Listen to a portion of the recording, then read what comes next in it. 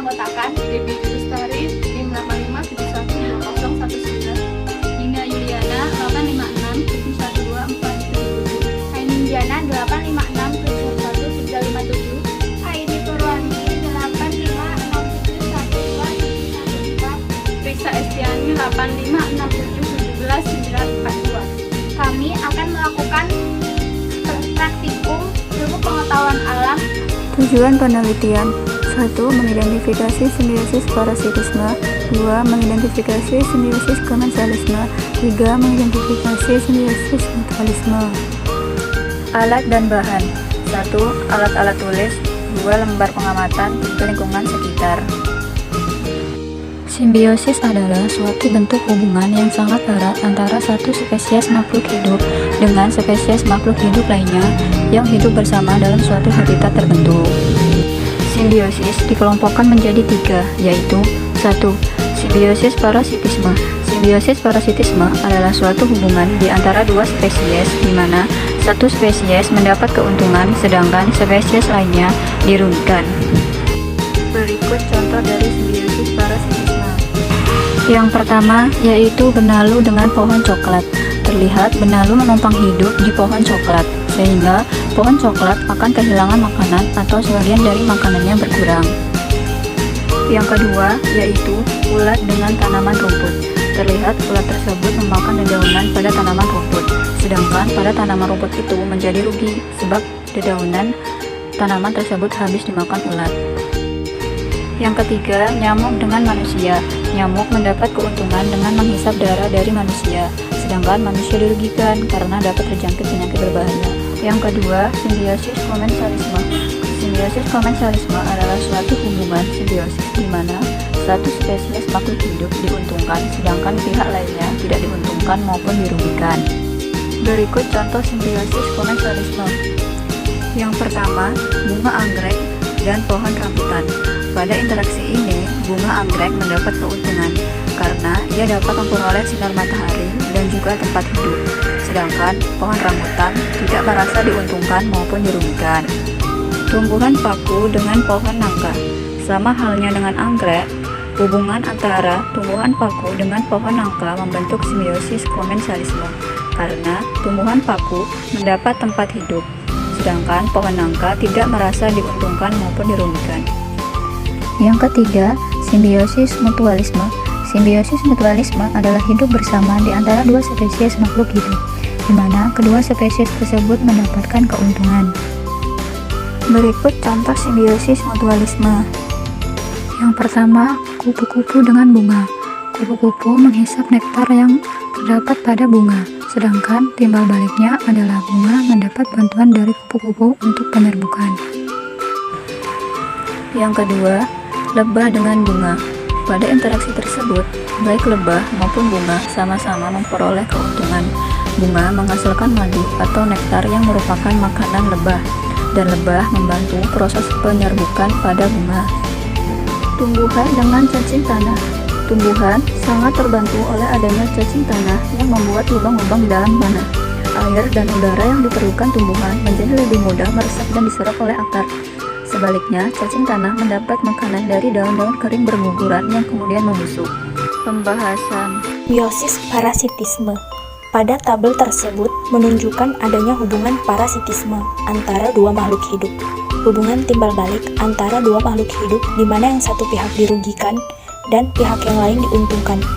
Adanya simbiosis parasitisme sangat diperlukan guna menjaga kelangsungan hidup organisme di dalam suatu ekosistem.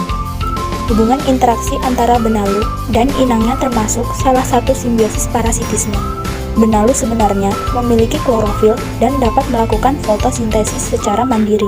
Namun, ia mengambil alih air dan hara atau mineral yang berasal dari inangnya.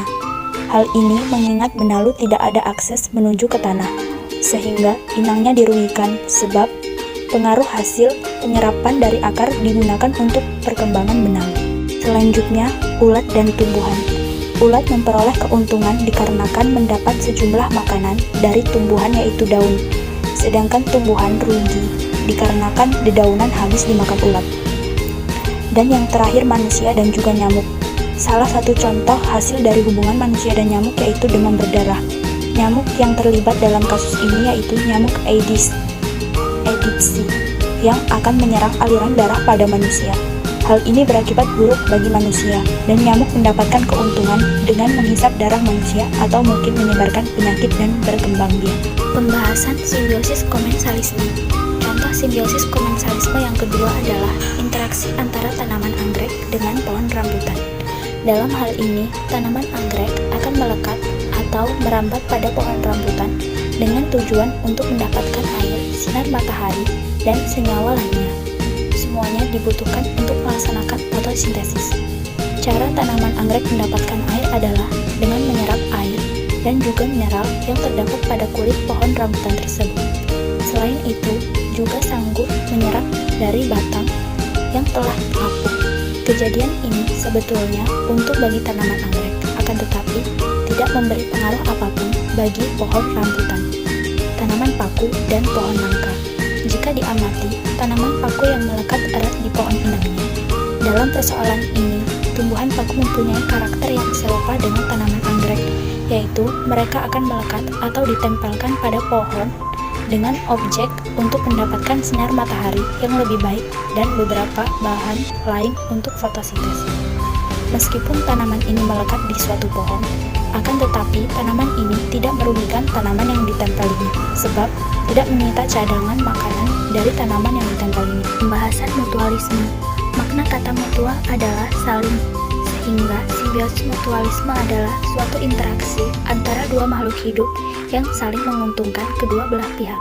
Jadi, ketika terjadi interaksi antara dua makhluk hidup yang berbeda, maka keduanya akan mendapatkan manfaat. Pada umumnya, makhluk hidup yang melakukan simbiosis mutualisme akan mengalami kerugian apabila tidak melakukan simbiosis. Oleh karena itu, kehadiran makhluk hidup lain menjadi begitu penting bagi dirinya. Contoh simbiosis mutualisme yang pertama adalah interaksi antara kupu-kupu dengan bunga. Kupu-kupu pada umumnya menyukai makanan sari manis atau nektar pada bunga, sedangkan bunga sebagai organ reproduksi pada tumbuhan terbantu karena serangga cantik ini membantu menyebarkan serbuk sari. Ketika kupu-kupu hinggap di bunga, kakinya akan menyentuh bagian putih dan benang sari pada bunga, sehingga mengakibatkan serbuk sari menempel pada putih dan terjadi proses penyerbukan pada bunga. Yang kedua, lebah dan bunga. Sama halnya seperti kupu-kupu dan bunga. Lebah dan bunga memiliki hubungan simbiosis mutualisme, yaitu bunga memiliki madu atau nektar yang merupakan makanan lebah, dan bunga membantu lebah dalam proses penyerbukan. Terakhir, cacing tanah dan tumbuhan. Tumbuhan sangat terbantu oleh adanya cacing tanah yang membuat lubang-lubang di dalam tanah. Air dan udara yang diperlukan tumbuhan menjadi lebih mudah meresap dan diserap oleh akar.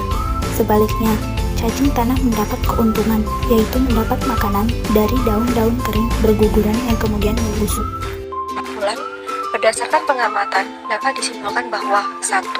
Simbiosis parasitisme adalah hubungan dua spesies makhluk hidup yang berbeda di mana pihak yang satu mendapat untung dan merugikan pihak yang lain.